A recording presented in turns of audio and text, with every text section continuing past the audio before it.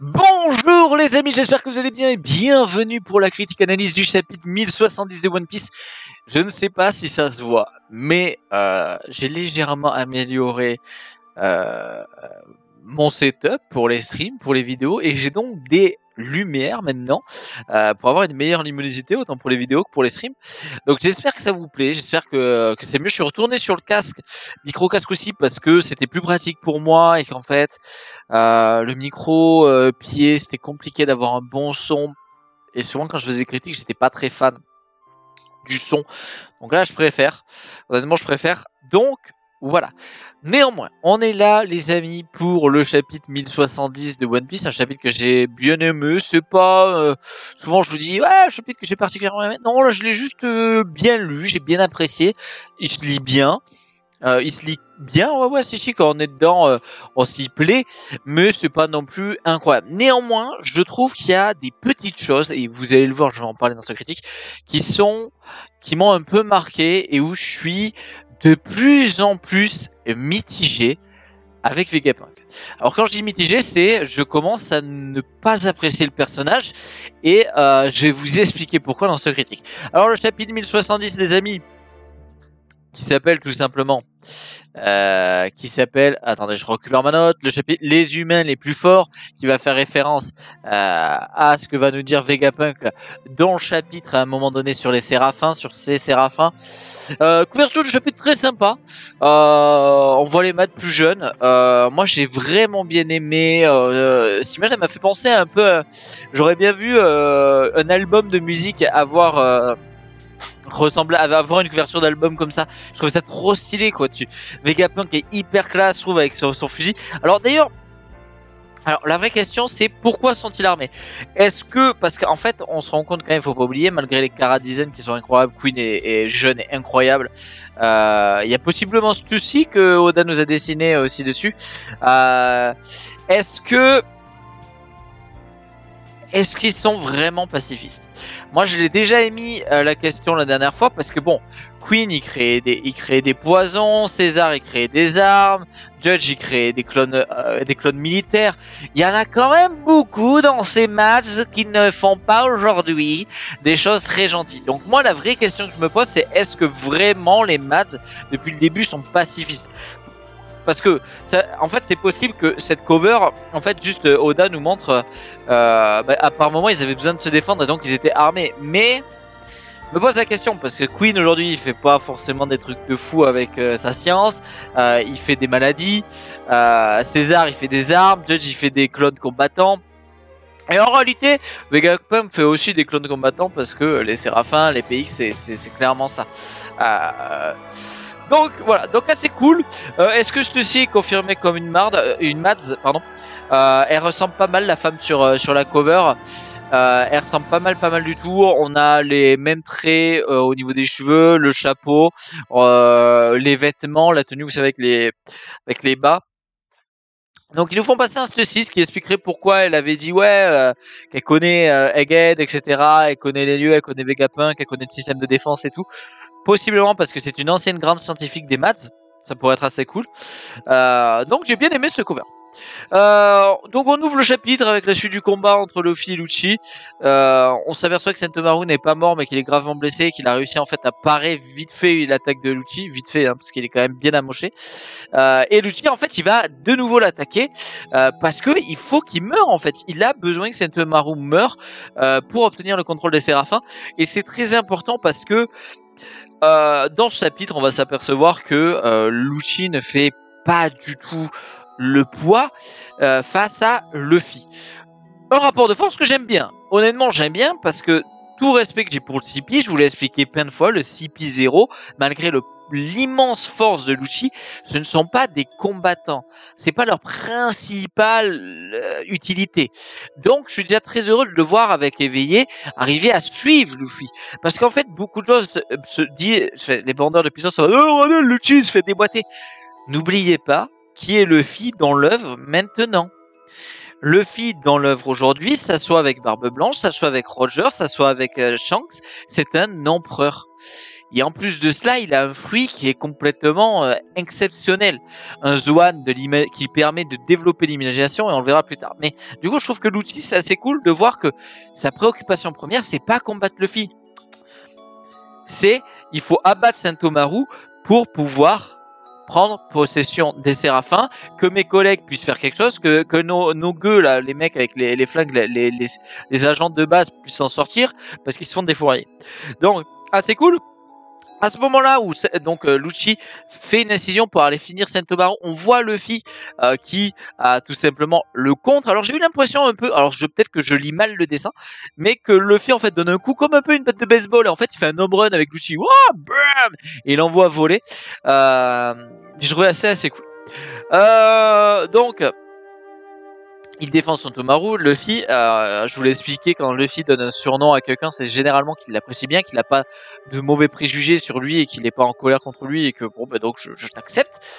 Et c'est clairement le cas avec H de guerre. Sentomaru, il n'y a jamais eu de problème avec Sentomaru. Il a jamais été en guerre avec lui, donc il a pas de souci avec ça. Derrière, on voit justement ce que je vous disais, les séraphins qui attaquent le CP0, les agents de base, et en fait ils se font défoncer, que ce soit le séraphin de Mihawk. D'ailleurs très intéressant de voir comment il tient l'épée, hein, son sabre, son immense sabre, avec les deux mains, avec un sur le manche et l'autre qui tient une des branches pour attaquer, et Jinbei, donc très facilement ils explosent les agents de base du CP. Et on voit ceci qui dit, parce qu'il suit encore l'autre de Sentomaru, qui dit ce ne sont que des enfants, et ce qui moi m'a fait penser avec cette réflexion, qu'ils ont donc une évolution humaine. Ok, quand je dis ça, c'est que si c'était tout simplement des clones enfants, on pourrait se dire bon ils sont enfants depuis qu'ils sont enfants. Néanmoins, vu qu'elle dit ce ne sont encore que des enfants, ça veut dire que les séraphins vont avoir une évolution dans leur maturité et leur âge. Donc les séraphins ont été des bébés. La musique est incroyable pour parler de ça. Mais les séraphins sont donc des vrais êtres vivants. C'est pas juste une simple reproduction. Ils ont grandi. Et on va le voir encore plus tard, ils ont avec la réflexion du séraphin de Boa, ils ont une conscience. C'est des vrais êtres vivants. Et en fait, je trouve ça hyper important parce qu'on n'est pas sur un PX pacifista qui a pas d'âme et juste qui est un robot. On n'est pas sur un clone du Germa qui est juste complètement programmé pour pour mourir au combat et pas avoir de sentiments, pas avoir de trucs complètement modifiés. Non, on est sur un enfant qui est juste différent, mais c'est un enfant. Ok? Et je trouve ça très très important de le dire. Parce que pour moi, c'est pour ça que je vous dis que le chapitre n'est pas incroyable, mais il y a plein de petites choses qui sont très intéressantes à mes yeux de vous en parler et d'en parler. D'ailleurs, j'aimerais parler de Weeble. Petit aparté. Weeble, est-ce que ça serait pas un premier prototype de séraphin, mais qui en fait a mal tourné, qui serait raté, et il aurait pas le sang, on le verrait pas avec du sang parce que à l'époque il n'aurait pas été fait pour avoir, parce qu'ils n'avaient pas déjà le fruit du démon, le linéage de Barbe Blanche. Vraie question que je me pose, parce que Weeble, est-ce que c'est vraiment l'enfant de Barbe Blanche, parce qu'il a quand même, il est un peu moche et tout. Est-ce que c'est pas un prototype raté en réalité de Séraphin? Moi, ça m'étonnerait parce que pourquoi je vois le ça, parce que c'est une théorie que j'ai vu passer, comme quoi Weeble serait un Séraphin raté ou un des premiers prototypes. Pourquoi je pense que c'est faux? Tout simplement parce que je vois mal Vegapunk être comme César, c'est-à-dire Bobo t'es raté, je te jette. Et encore je dis ça, et en fait en disant ça je me contredis, parce qu'on a qu'à voir son fou du démon, et on y reviendra parce qu'on va en parler plus tard. Raté, il l'a pas gardé. D'ailleurs on y arrive. Donc Vegapunk nous apprend ensuite tout simplement que seuls les Zoan peuvent être reproduits. Très important de noter ça. Vegapunk ne peut reproduire que les fruits du démon du type Zoan. C'est très important. J'ai vu plein de personnes dire oui, ils ont les pouvoirs du fruit du démon. Non. Ça n'existe pas. Les séraphins n'ont pas de fruit du démon. Ils ont des pouvoirs du fruit du démon, mais ils n'ont pas le fruit du démon. Et ça fait référence. Pourquoi je dis ça? Parce qu'à un moment, Vegapunk nous dit qu'il mentionne les fruits spéciaux. Est-ce que les fruits spéciaux, c'est pas les fruits du démon? C'est justement le principe des fruits du démon. Des fruits auraient une âme, et particulièrement les Zoan. Et donc, déjà que de base, un Zoan pour s'éveiller, c'est compliqué. Quand on voit le fruit de Luffy, qui est le Itonomi version Nika, qui a sûrement l'âme d'une ancienne divinité, ou possiblement de Joy Boy,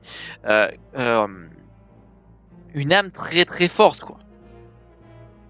Vous voyez ce que je veux dire? C'est très complexe, hein, mais donc en fait, si nous l'apprend, ça c'est cool. Donc en fait, il peut reproduire que les Zoan, il peut pas reproduire les Logia et les Paramecia. Alors les Paramecia c'est mort, il n'y arrive pas du tout parce que c'est normal.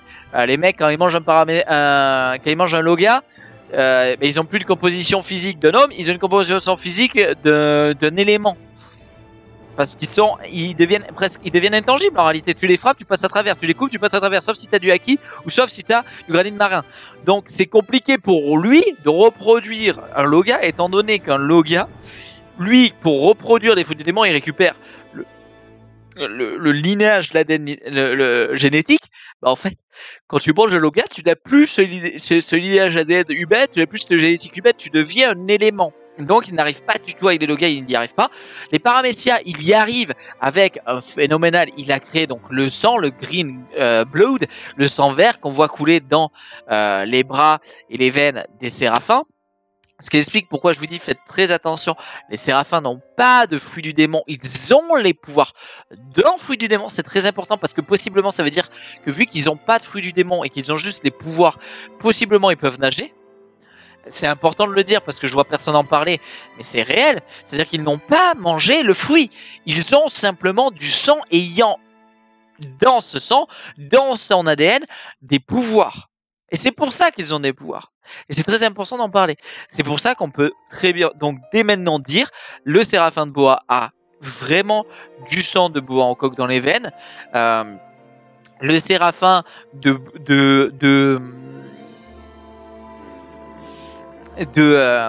Jinbei a de l'ADN de Jinbei et aussi de l'ADN de Mr. Pink. C'est d'ailleurs bien aimé le moment où Franky reconnaît le fruit et on parle à Vegapunk qui dit oui tu reconnais bien mais t'inquiète pas il va bien. Il est à Impel Down et je trouve ça assez cool parce qu'on le combat à Dressrosa de Franky et Mr. Pink. C'est pas ça son nom, peut-être que je dis de la merde depuis tout à l'heure. Bon bref, était assez cool. Vous voyez ce que je veux dire, celui avec sa tétine avec avec un flashback incroyable. On remercie Oda pour les flashbacks incroyables sur les persos secondaires. Donc assez intéressant toute cette phase où on apprend des choses sur la reproduction du fruit des démons, le fait que c'est les Zoan. En plus le fait, alors moi ce que j'aime bien c'est quand même qu'il parle de, il peut reproduire que les Zoan, mais le seul Zoan qu'on sait qu'il a reproduit c'est le Zoan de Momonosuke, sauf qu'il le considère comme raté, donc en réalité il y reproduit pas parfaitement des Zoan, donc est-ce qu'il peut considérer qu'il arrive à reproduire des Zoan étant donné qu'il est perfectionniste et qu'il considère le fruit du démon de Momo comme raté juste parce qu'il a pas la bonne couleur? Ça vous regarde. Donc voilà, donc ensuite Vegapunk il considère que et donc on fait référence au titre, il considère que les séraphins sont l'apogée de la science et les humains les plus forts de l'histoire. Et c'est là que j'ai un problème avec Vegapunk. Je commence à ne plus l'apprécier. Il est tout ce que je n'aime pas dans la science. Tu es allé trop loin. En fait, je le disais au début, ceci nous fait bien comprendre comment Vegapunk en parle. Ce sont des humains. Ce sont des humains qui ont un ADN humain. C'est vraiment Boa Hancock enfant en fait. En tout cas, une Boa Hancock enfant. Comme vous savez, des gens imaginent et croient au fait que je suis Choupex dans ce monde et dans un autre univers, il y a un Choupex, il vit aussi une vie possiblement différente, mais c'est le même moi, juste il vit une vie différente. Et dans un autre univers, il vit une vie différente, etc. C'est une théorie qui existe et que auxquelles des gens adhèrent et y croient. Et en fait, moi, c'est un peu ça là, c'est-à-dire que Boa Hancock, celle que l'on connaît de base, de celle l'originelle existe, mais celle qu'on a devant les yeux, la Séraphin de Bois en Coque, c'est Bois en Coque aussi. C'est pas un robot, c'est pas est-ce que c'est un humain ou alors c'est un cyborg comme Franky, mais c'est quelqu'un. Et en fait, c'est un esclave. En fait, c'est juste des esclaves à la botte du gouvernement et de Vegapunk. Parce que depuis que moi j'ai compris qu'ils avaient une conscience, on le voit avec comment Boa réagit à la quand Jinbei la remercie, etc. et qui dit oh, espèce de rustre et tout, j'ai oublié juste aux ordres. Elle a une conscience. Ces enfants ont une conscience et ces enfants sont des putains d'esclaves. Et en fait, mais non. Je suis pas pour ça. Moi, je ne veux pas, quand j'entends des trucs en Chine où la science crée des brebis en clonant des trucs, mais je n'aime pas ça. Moi, personnellement, c'est très personnel, je n'aime pas quand la science essaye de créer la vie. La vie, c'est quelque chose de naturel, ça appartient à la nature. Les animaux donnent la vie, les humains donnent la vie, les espèces naturelles de notre planète en donnent la vie en se reproduisant, en faisant quelque chose de magnifique qui est faire l'amour. C'est quelque chose de pur, sauf dans de très rares cas où c'est malheureusement dû à des choses horribles comme, vous le savez très bien à quoi je pense, dans certains pays ou dans les nôtres, quand des pauvres femmes se font violer ou se font forcer, tu vois. Mais en général, donner la vie à un enfant pour un homme et une femme ou pour tout animal, c'est quelque chose de c'est quelque chose de naturel. Et en fait, quand l'homme crée la vie lui-même, moi que ce soit un clone ou juste ça, un cyborg humain ou ce que tu veux, ça me fait chier. Et encore plus maintenant de savoir que leur conscience est bridée. C'est-à-dire que Vegapunk a bridé la conscience d'enfants, de vrais humains. Et en fait, pour moi, ça, je suis désolé, mais Vegapunk, je ne le vois pas comme une bonne personne. Et alors, je sais qu'il y a d'autres youtubeurs ou youtubeuses, je sais pas qui, mais j'en ai déjà entendu parler, des gens qui disaient, je pense que Vegapunk, on s'apercevra que c'est pas une bonne personne. Mais moi, ça fait un moment que je vous le dis que je suis pas fan de ce que dit Vegapunk. Déjà, dans le chapitre précédent, je vous disais, je suis, waouh, mollo Vegapunk dans ce que tu dis, mais avec ce chapitre, je suis encore plus dans le fait de me dire, je ne t'aime pas. Je n'aime pas ce que tu fais, je n'aime pas ce que tu as fait. Les Séraphins sont des enfants à qui tu as bridé la volonté, brisé la liberté. Et en fait, ça me fait grave référence au fait, Luffy, il libère le cœur et l'esprit des gens. Il libère les gens. Donc, pour moi, à un moment, Luffy, il va libérer les Séraphins. C'est obligatoire. C'est obligatoire, sachant que si Nami, encore plus, si Nami apprend que les Séraphins ont vraiment une conscience propre, ils ne sont pas juste des robots, mais sont vraiment des enfants à part entière, et que même si oui, elle ressemble à Boa, même s'ils ressemblent à Draco le Mihawk, même s'ils ressemblent à Jinbei, ce sont des êtres, des humains à part entière, elle va vouloir encore plus les aider vu que c'est des enfants et qu'on connaît son rapport aux enfants. Et vous me connaissez, vous savez quel rapport j'ai et comment je vois le rapport entre Luffy et Nami. Pour moi, ça veut encore plus dire que Luffy va accepter de sauver les Séraphins. En tout cas, bon bref, j'extrapole beaucoup, mais vous avez compris. Vegapunk, je t'aime de moins en moins, mais bon, tu vas faire partie du bateau. Mais je suis vraiment pas convaincu. Je suis pas convaincu par ça parce que moi j'estime que la science crée la vie, c'est pas même si c'est exceptionnel, je trouve pas ça ouf. Moi non, pour moi l'apogée de la science c'est pas de créer la vie, je trouve que c'est une abomination. Et en plus après il dit les humains les plus forts, donc le titre du chapitre. Et non, je suis toujours pas convaincu en fait. À quel moment les Séraphins sont plus forts que Barbe Blanche? À quel moment ces Séraphins sont plus forts que Barbe Noire ou que Luffy ou que Rox ou que Goldie Roger? Non, je suis pas d'accord. Et en fait, je suis très perplexe parce que Vegapunk est un perfectionniste. Et en fait, ça me fait... J'ai l'impression de voir un mec qui se la pète en disant bah, la création, c'est l'apogée de la science et c'est les humains les plus forts du monde ou de l'histoire. Mais non, en fait. Non, je suis pas d'accord. T'es arrogant, là, en fait. Je le vois comme quelqu'un d'arrogant. Dans ce chapitre, j'ai vraiment pas aimé ça. Enfin, bref. Du coup, on retourne... On retourne sur Luffy contre Lucci. Lucci, il a toujours pas, on revient sur lui, il a toujours pas changé son objectif. Son objectif, c'est toujours pas de combattre Luffy, c'est abattre Sentomaru. J'ai besoin d'avoir les Séraphins sous mes ordres. C'est important, il faut que je puisse le faire. Donc son objectif, il a pas changé, c'est toujours ça. C'est important parce que ça veut dire qu'il n'est pas concentré pour combattre contre Luffy. Il est concentré à éliminer Sentomaru. Et quand je vous disais au début de la critique, n'oubliez pas que le CP c'est pas une force armée qui est faite pour le combat pur. Non, c'est le CP, c'est une agence d'assassins et de renseignement. Donc là, ce qui est intéressant, c'est de voir que son cerveau à Lucci, il est basé sur quoi? L'assassinat. Là, il est dans un combat, mais malgré ce combat contre Luffy, il est principalement fixé comme par objectif d'assassiner Sentomaru pour pouvoir améliorer sa situation et celle de son groupe en ayant possession des Séraphins. Je tiens quand même à dire quelque chose, c'est que Vegapunk est très con parce qu'il aurait mis des haut-parleurs partout dans Egghead.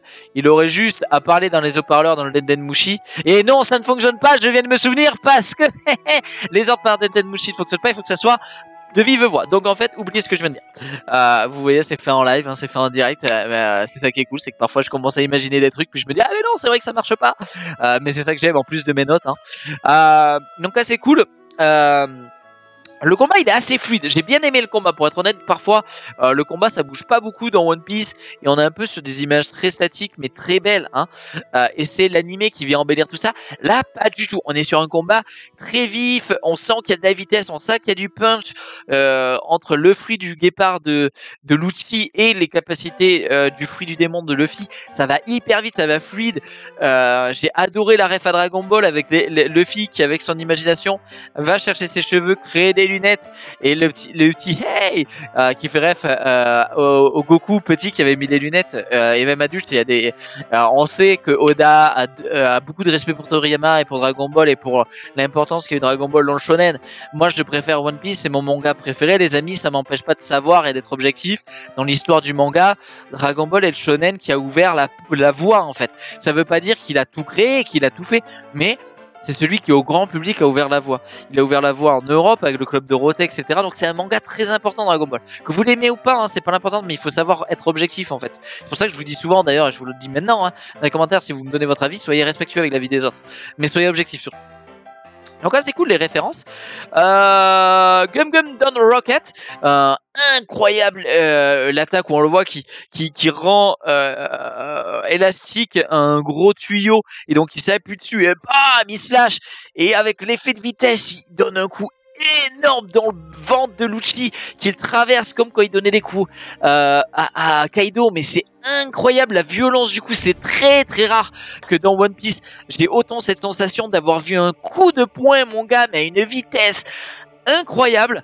J'attends de voir ça en animé avec impatience parce que le gear qui me donnait cette impression de rapidité, d'exécution et de force c'était le Gear Second et déjà dans l'animé c'était incroyable comment il l'avait retranscrit, mais là le Gear 5 c'est encore au-dessus, c'est incroyable, c'est même au-dessus du Snake Man, donc c'est incroyable, incroyable. Et là trop cool, Lucci qui dit lui-même mais quelle puissance phénoménale. Et en fait ben oui les gars, ben oui Lucci est surpuissant, mais en face c'est un empereur. Ben oui, oui Luffy n'est peut-être pas tout de suite le plus puissant des empereurs, mais on s'en fout, il est immensément puissant les gars, c'est une brute de puissance, on s'en rend pas, et il maîtrise pas complètement son Gear 5, il faut pas oublier ça hein, parce que pourquoi on le sait, parce que comme le Gear Third, le Gear 3, souvenez-vous quand il faisait le Gear Third, il devenait un tout petit enfant, tout petit, tout juvénile le Luffy, et bien là avec le Gear 5, le Gear 5, on voit qu'il ne le maîtrise pas non plus parce qu'il devient un vieux vieillard tout rabougri après l'avoir utilisé. Et en fait c'est trop cool de voir Lucci dire ça parce qu'en fait ça nous met juste sur le fait accompli que malgré que Lucci soit une bête d'assassinat, soit un assassin hors pair, soit un combattant hors pair, soit quelqu'un d'immensément puissant dans l'univers de One Piece, bah non mec, là c'est Luffy, c'est un empereur frérot. Donc il se fait couché. D'ailleurs assez intéressant, je reviens juste dessus dans le chapitre à un moment, vous savez quand Luffy a fait un home run au tout début, hein, souvenez-vous, hein, le home run on se remémore, on voit que Lucci récupère hyper vite hein, vu que c'est un Swan. Moi vraiment, en tout cas très impressionné de ce dessin, j'ai adoré. Je trouve pas que le dessin soit particulièrement beau et qu'on comprenne tout, mais je trouve quand même que dans l'exécution, dans la sensation, moi il m'a donné des frissons, j'étais en mode waouh la dinguerie, la dinguerie, la dinguerie. Je perds ma voix, je suis désolé, je suis malade. Excusez-moi. Donc là, juste après, on a justement la case avec le Séraphin de Boa où je vous dis, elle a l'air d'avoir une conscience, d'avoir une âme, tu vois, cette petite. Quand on voit Jimmy qui la remercie et qui fait d'ailleurs une réflexion en disant ouais, je connais la vraie, je connais ta grande sœur, je peux te dire qu'elle est pas aussi gentille que toi, hein. Assez rigolo parce qu'on sait que Hancock, la grande, n'a pas un tempérament si facile que ça à vivre. Donc j'ai trouvé ça assez cool. Mais encore une fois, je reviens sur ça. Pour moi, il y a un vrai problème, le fait que les Séraphins ont possiblement une conscience et une âme et qu'ils sont des esclaves, et j'ai un problème avec ça. Je n'aime pas les Tenryubito parce qu'ils ont des esclaves, je n'aimerais pas Vegapunk parce qu'il a créé des esclaves et que il s'en sert pour se défendre, mais que surtout c'est à la botte du gouvernement, il a créé des esclaves. Ça m'énerve.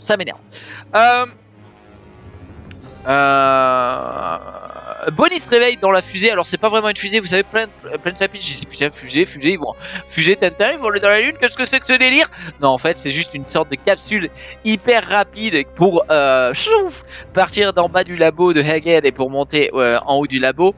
Assez intéressant. On voit que Bonnie se réveille et d'ailleurs ne reconnaît pas Luffy.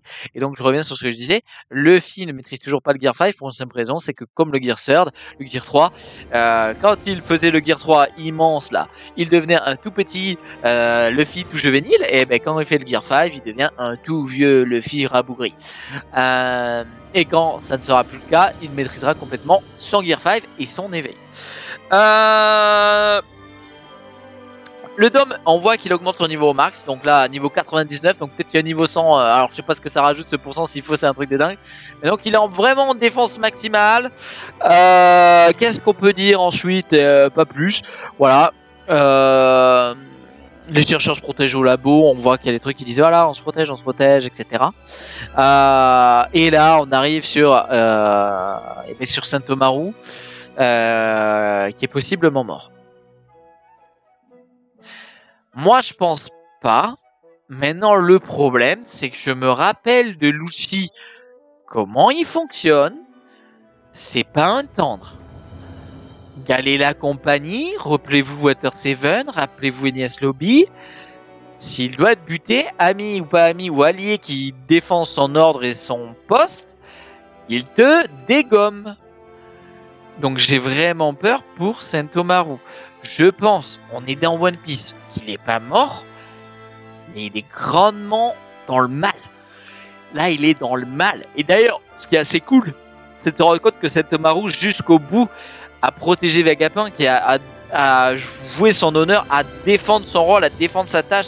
Et je suis le bras armé de Vegapunk, je suis son homme de confiance, il m'a sauvé, je le défendrai corps et âme, avec ma fierté, avec mon honneur, et il a tout donné, il s'est fait bien sûr éclater, mais il a tout donné, et je trouve ça très beau, et on reviendra, parce que son tonton arrive bientôt. On voit que d'ailleurs que le CP0 a eu l'ordre d'attendre la marine. Encore une fois, on voit que Lucci, c'est pas son délire d'attendre la marine, c'est pas son délire d'écouter les ordres. C'est Lucci, hein, on le connaît. C'est un fou furieux. Mais ils vont quand même décider d'attendre. Et d'ailleurs, on verra plus tard. Et ce qu'il va faire, c'est attendre et tout simplement encercler toutes les portes de sortie, toutes les sorties possibles du laboratoire. On arrive ensuite sur l'équipage qui apprend que Vegapunk donc va bien monter à bord du bateau. Franky veut monter son bateau à Vegapunk, la technologie du bateau, et il veut monter aussi le général. Attention Oda à ce que tu fais. Moi je serais énormément déçu si Vegapunk améliorait le Sunny ou améliorait le général Franky. Pourquoi? Parce que le Sunny a son âme, aussi parce que c'est Franky qui l'a construit lui-même, aussi parce que tout ce qui est dedans c'est l'amour des Mugi. Ça me ferait chier que personnage que je commence pas à apprécier, parce que je vous le dis, je n'apprécie pas Vegapunk, je l'apprécie pas, ouais, j'oublie, je l'aime pas, c'est bon, c'est clair et net, il est dans les persos que j'aime pas. Ça me ferait chier qu'il commence à bidouiller des trucs dans le bateau et à changer des aspects du bateau. Mais néanmoins, s'il bosse avec Franky, parce qu'il peut possiblement, quand il aura du temps, bosser avec Franky, ensemble, ça me dérange pas si ensemble, ils peuvent donner un upgrade au Sunny et aussi au Général Franky. Donc à voir, mais je suis mitigé sur ça, ouais, je suis assez mitigé.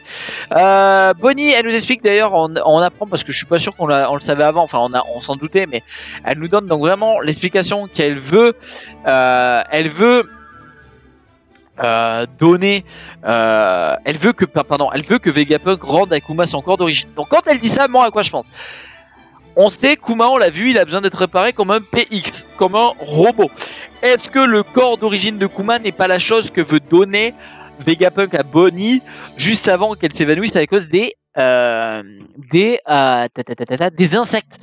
Est-ce que c'est pas ça qu'il veut rentrer à Bonnie? Et est-ce qu'en réalité Vegapunk, quand on a vu Kuma d'un coup partir et se téléporter avec son fruit, est-ce qu'en fait Vegapunk n'aurait pas appelé Kuma pour lui dire: hop, ordre, tu reviens avec Ed, tu viens au laboratoire, il est temps que je te rende ton corps originel, que ton âme et ta pensée, ton âme reviennent dans ton corps originel. Et en fait, ça serait assez intéressant parce que ça voudrait dire que toutes les tortures qu'a subi le corps de Kuma quand il a défendu le Sunny pendant longtemps, pendant des années, pendant l'Ellipse, quand elle était torturée par les dragons célestes, en fait il aurait rien ressenti parce que ça serait pas son vrai corps, et donc ça serait être assez cool parce que si c'est vraiment pas son vrai corps, bah voilà, en fait c'était comme paraître, et donc il aurait appelé pour revenir et lui rendre à Bonnie son papa en remettant l'âme et la conscience de Kuma dans son corps originel, et donc on retrouverait le Kuma avec sa Bible. Voilà, je vous pose ça là, mais moi je pense que c'est ça. Ensuite on arrive donc à cette dernière page, et Kizaru est là. Et l'amiral Kizaru apprend donc la nouvelle. L'empereur Mugiwara no Luffy est sur l'île d'Egghead. Il va donc tout de suite, en tant qu'amiral, dire une chose très importante. Le fait que Luffy soit là et qu'un empereur soit là apporte beaucoup de chance et de pourcentage de réussite au plan d'évasion et de sauvetage de Vegapunk, en plus à Vegapunk. Néanmoins, ça sera pas aussi facile qu'on pense. Je l'ai trouvé cette case incroyable. Kizaru est un amiral que j'aime beaucoup. Pourquoi? Parce que c'est un des rares amirals parmi les amiraux. Quand on le voit, il fait des dingueries. Alors oui, One Piece Red, je le rappelle, n'est pas canon. Des choses sont canon dans le film, mais le film n'est pas canon. Dans One Piece Red, bon, il fait pas le malin. Et même à Marineford, il fait pas le malin quand Ben Beckman lui pointe un gun sur la gueule. Mais la réalité, c'est qu'on sait tous que Ben Beckman, il peut infuser ses balles de haki et donc trouer à Kizaru, et s'il faut, il est surpuissant, il peut même l'attraper, comme avait fait Riley en coupant le faisceau de lumière pour pas qu'il se barre. Donc il est très malin, il est très intelligent, il est très puissant, il est la lumière, c'est un monstre. Kizaru, c'est un monstre. Les gens qui pensent que Kizaru est une brêle, vous êtes des fous furieux. Kizaru a un des éléments de Loga les plus puissants de l'univers. Ok, c'est clair ou pas? C'est clair ou pas? S'il ne se fait pas arrêter par du haki, il va à la vitesse de la lumière. On en parle ou pas? Il tire des rayons laser de la lumière. Incroyable Kizaru. Et en fait, je trouve ça trop cool, il est trop badass. Alors, première chose, comment ça va se passer quand il va arriver sur Egghead et qu'il va voir que le CP a éliminé son neveu qui est par terre, que Santomaru est son neveu, souvenez-vous. Je vous avais déjà dit lors d'un dernier critique que moi je pense qu'il faut qu'il fasse gaffe, Lucci, parce que mais l'amiral qui arrive, c'est dommage, mais c'est le tonton de celui que tu viens de possiblement assassiner. Donc, est-ce que Kizaru va accepter le fait que Lucci lui dise ouais, bah en fait, il était contre la mission. Voilà, je suis pas sûr. Mais surtout, je vois personne en parler. Mais en fait, il y a juste un putain de Buster Call qui arrive sur Egghead, en fait, les gars. Bah, les gars. Souvenez-vous ce que c'est un Buster Call, les gars.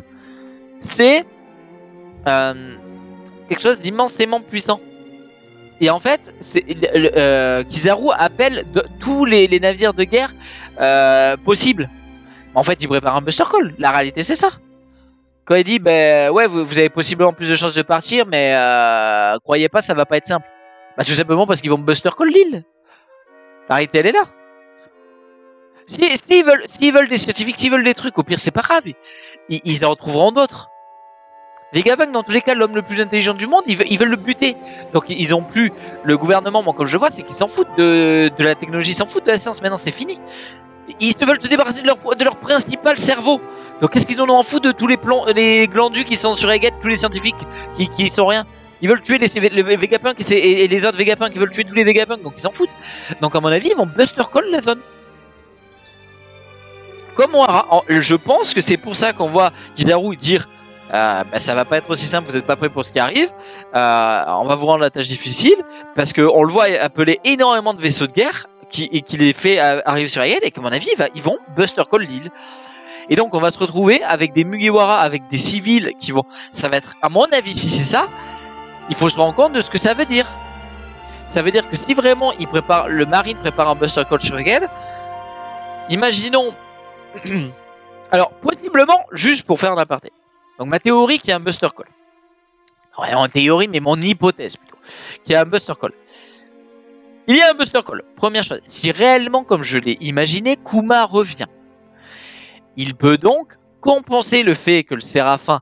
Parce que s'il y a Buster Call, ok, il faut chercher comment peuvent survivre les gens. Ok, le CP0, les principales concernées, les têtes d'affiche du CP0 et les autres Séraphins. Comment ils peuvent survivre? Il y a le Séraphin de Kuma, il a le pouvoir du fruit du coussinet, il peut les téléporter. Ok, donc il peut les sauver. Il peut les sortir du Buster Call. Les autres, eh ben il y a que si Kuma vient en fait. Il y a que si Kuma vient que Luffy et les autres peuvent sortir de là. Et donc, qu'est-ce qui peut se passer? Est-ce qu'il va tous les TP au même endroit? Qu'est-ce qui va se passer pour Zoro et Brook qui sont sur le bateau, qui sont seuls et qui sont au courant de rien? Qu'est-ce qui va se passer? En fait, c'est ça qu'il faut comprendre. Mais la réalité, c'est que s'il y a un Buster Call, la seule possibilité pour les Mugi de s'en aller, c'est si Kuma revient, il récupère sa conscience, il récupère son âme, il prend sa fille, il téléporte tout le monde au même endroit, sur le Sunny, et coup de burst, et il se barre donc en coup de burst, et Kuma avec Bonnie rejoignent les révolutionnaires. Ça serait cool parce que ça permettrait de Bonnie, qui n'a plus d'équipage, de devenir une révolutionnaire avec son papa et de rencontrer Dragon, le papa de Luffy. Et ça serait assez cool. Donc voilà les amis, le chapitre se termine sur ça. Donc c'est sur possible Buster Call. En tout cas moi j'imagine un Buster Call. J'espère que ça vous a plu, que cette critique vous a plu, que ce chapitre vous a plu. Moi c'est un chapitre que j'ai particulièrement aimé. Vegapunk, je te déteste. Voilà, je t'aime de moins en moins. Laissez-moi dans les commentaires votre avis, vous pouvez vous abonner en cliquant ici, vous pouvez regarder les dernières critiques en cliquant ici, et surtout n'oubliez pas, soyez respectueux, paix, amour et eau fraîche sur vous. Ciao tout le monde, à la prochaine pour le chapitre 1071 les amis, bonne année, et encore une fois, joyeux Noël en retard. Salut tout le monde, ciao.